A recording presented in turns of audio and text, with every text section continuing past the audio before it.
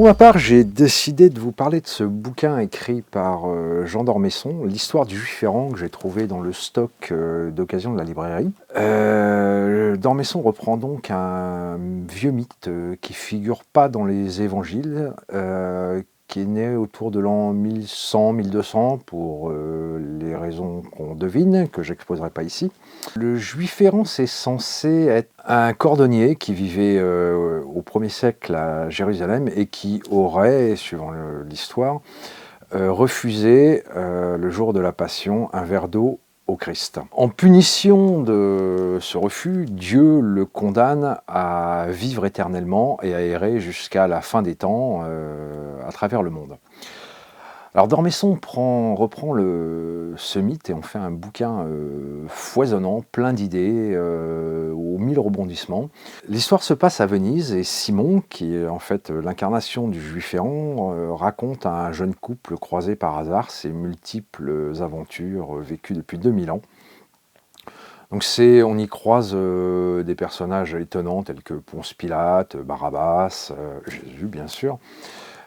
Plus avant dans le temps, Néron, les Vikings, un certain Éric à la hache sanglante notamment, qui n'hésite pas à se trancher la main pour être le premier à découvrir l'Amérique.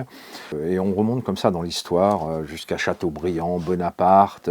C'est un bouquin très érudit qui parle du temps qui passe, de la fuite en avant des choses, de la vie, de la mort, de l'amour aussi. Je ne résiste pas à l'envie de vous en lire un petit extrait que j'ai trouvé tout à fait intéressant. Il n'y a qu'une chose sous le soleil qui mette un terme pour un temps à l'écoulement perpétuel.